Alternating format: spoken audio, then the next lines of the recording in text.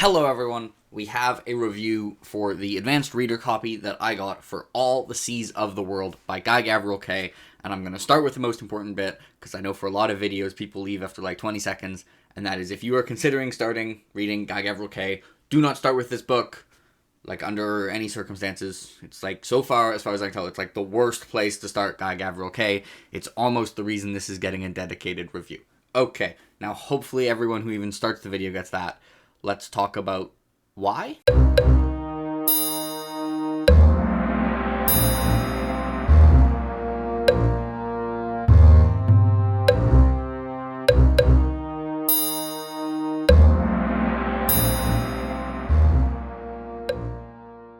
Okay, so first, the connections between Guy Gavriel Kay's books, from what I'd read before this, were normally pretty minor.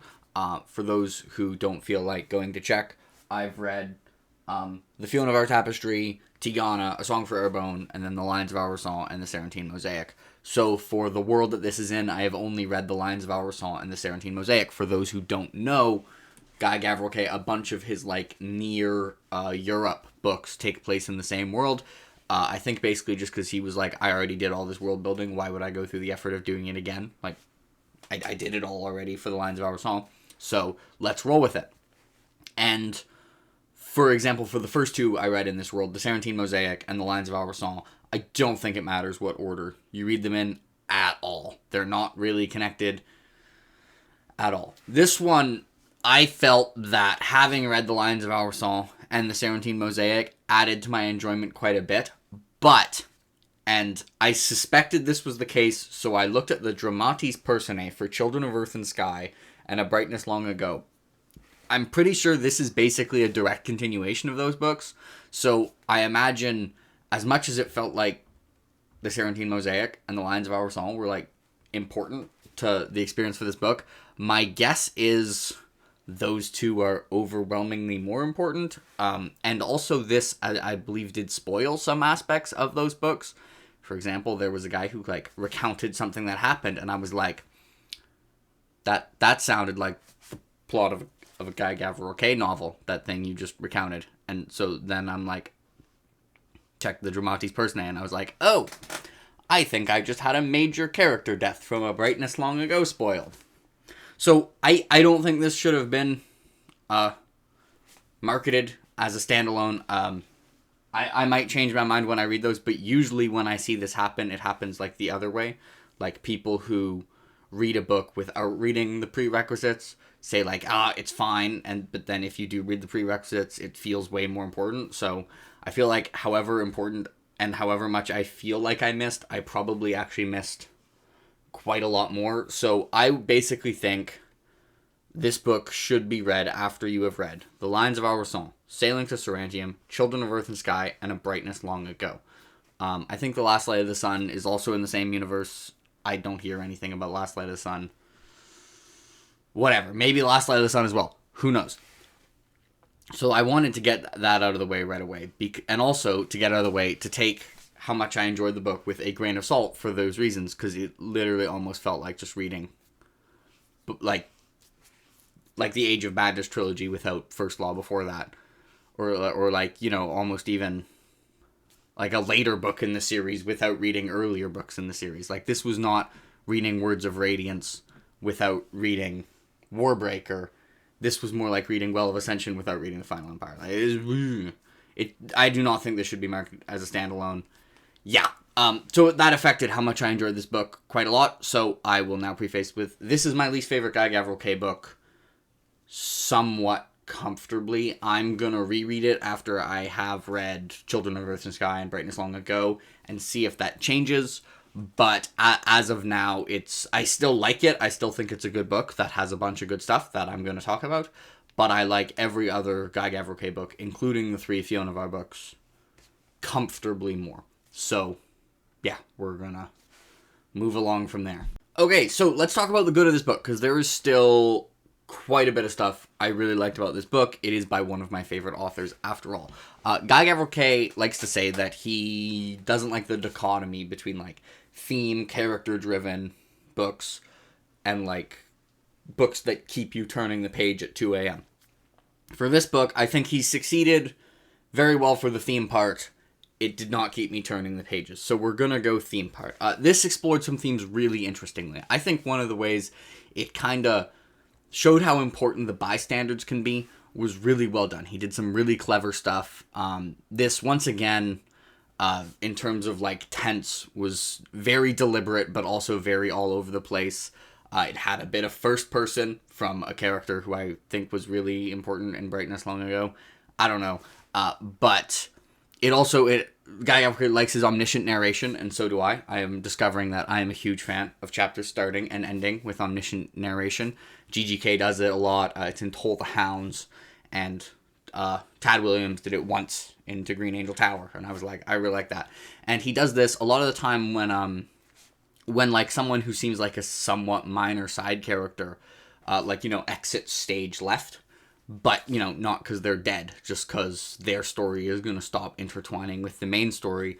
We get an omniscient narration about, like, what happened for the rest of their life, and it tends to be really good. Those are, I think, some of my favorite passages in this book. There's also something he does that's really clever that I don't want to talk about too much, but basically an event happens in a point of view you're not super familiar with, and then after it changes point of view, and when it changes point of view, that totally reframes what just happened, and it completely like makes stuff seem like super important. Anyways, that's great. Also, I think maybe one of the other main themes of this is when people have an event or circumstances that shape their lives in their early years, trying to move away from those circumstances and not having that just the events that shape their early years be someone's entire life, but just being the early part of their life. This is definitely seen a lot with the protagonist, who is a woman who basically was enslaved, but then did a little murder, and now works on a boat because it's called All the Seas of the World. And that gets to another thing I really liked, which is the start of this book, which is an assassination. This woman and the other person who kind of co-owns this trading boat, who also sometimes do some more shady trading, have been hired to murder a dude in a really cool plot that is really intricate and really exciting and introduces new elements and has things change, but like has things go not to plan in unexpected ways, have things go wrong in unexpected ways, but also have things go right in unexpected ways. And the start of this book, I was hyped because it's legitimately one of my favorite like starts to a Guy Gavriel Kay book. I was all aboard the hype train for All the Seas of the World. And of course, for positives, I do have to mention, the unsurprising ones. Although I do think some of like the Guy Gavriel Kay core positives felt slightly less stellar than they usually are. I felt some of the internal monologues and like narration, some of the quotes, like if you were to highlight some of the quotes and be like, these were the best quotes in this book, they maybe felt, some of them like they were slightly retreading some ideas that were in previous Guy Gavriel Kay books. The banter and dialogue was again very good, but I felt it was not as good as the Lions of Al-Rassan or the Sarantine Mosaic, but these things were still excellent, and the kind of main two protagonists I thought were really compelling and really engaging, and were able to still make me enjoy this book for the most part. So those are the main cons, but unlike most Guy Gavriel Kay books where those are most of the prose story, unlike most Guy Gavriel Kay books where the con section is very, very short, it is going to be longer this time. And the first one, I think, is probably my fault. Well, partially GGK's fault and the publisher's fault for saying this is a standalone. But I felt that the cast of characters outside of the main ones did not feel as well fleshed out as they sometimes are in his books that I consider to be better. There's a very good chance that I would feel these characters were fleshed out if I'd read other books and they play important parts in those books. But for this book, it had me kind of, it would have side characters where I was forgetting who people were sometimes, which, even though this is an author who generally has lots of POV hops and huge casts of characters, I tend to forget who his characters are very rarely. I've said before that it seems like his books have this quality where I know the entire cast of characters like they were the protagonist, and they all feel like they're the protagonist, while a lot of the side characters here felt like side characters. Like, I can't imagine reading a story with them as the protagonist. They feel like supporting characters. And so that wasn't my favorite, but it's partially my fault. One reason why I still think this is going to maybe be my least favorite Guy Gavriel Kay book is just after the start, it felt like it lacked narrative thrust. Like, it was actually moving towards something interesting. It just kind of dragged a little bit in terms of the story. It felt like a story that had a really excellent start and then kind of didn't know what to do with itself. Maybe this is because things went well a lot. Like, good things happened, which some might consider a good thing, but this is why conflict is important in a book. And at times, it just felt like there was not enough conflict for it to be engaging. And then the final act of this book was just kind of there, which is pretty jarring, because if you're watching this and have read a number of Guy Kay books, you can usually count on the final act to have some pretty damn good stuff. With, I guess the only exception would be like Sailing to Sarantine, but that's because it's half of a really big standalone. This is supposed to stand on its own, and the final act just kind of happened, which was weird. So I like it, like, there wasn't any like emotional twists. It didn't go in an unexpected way. It was just kind of like, you know, kind of what you'd expect happened. And then the story ended. So I found the final act of this book really disappointing, which is why, even though this had some really good stuff in it, actually, like, I really like aspects of this book, especially the start and the thing I talked about earlier, where kind of you get the POV switch, which like reframes what just happened. It's got some really good quiet moments, but like, compared to the other Guy Gavriel Kay books, like, the actual story, like, if you were to just ask, like, hey, what's the plot summary of All the Seas of the World compared to, say, Tigana, All the Seas in the World, I think would just look pretty underwhelming. So I gave it 7.5 out of 10. So I liked it. I thought it was a good book.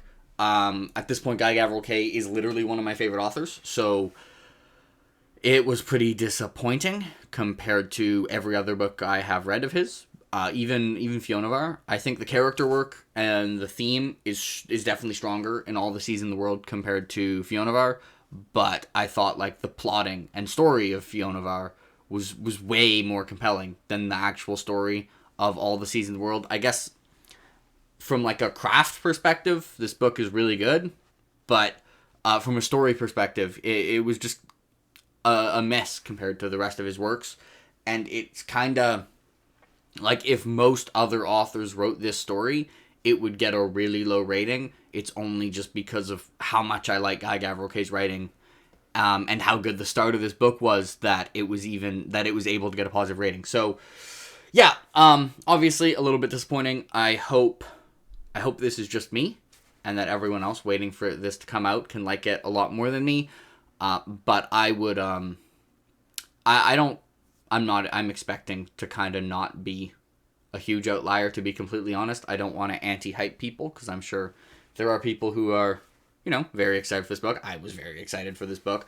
But really, if there's one thing to take away from this video, is if you are currently reading through Guy Gavriel Kay and you're doing what I did, where you're like, ooh, shiny, new book, and do what I and read it out of schedule, don't do that.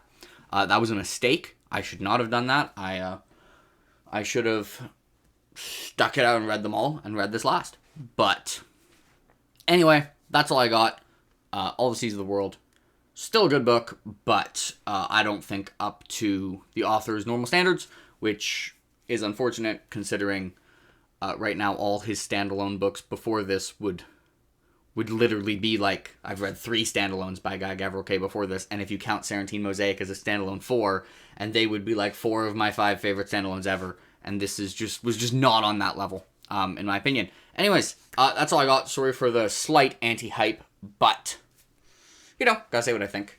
And I don't want people to start with this book when reading Guy Gavriel Kay, because I think it gives you the wrong idea of what his stories are, and I think it probably spoiled A Brightness Long Ago and Children of Earth and Sky, and I also think there were some really good moments that I partially enjoyed because I'd read, like, the Sarantine Mosaic, because even though the Sarantine Mosaic happened, I don't know, 1,000 years ago or something, or 800 years ago, from the perspective of this story, I mean, the book's about legacy in a lot of ways. So, I mean, the Sarantine Mosaic has, like, a lot of stuff for legacy. So, I still cared about that stuff, but don't start with this.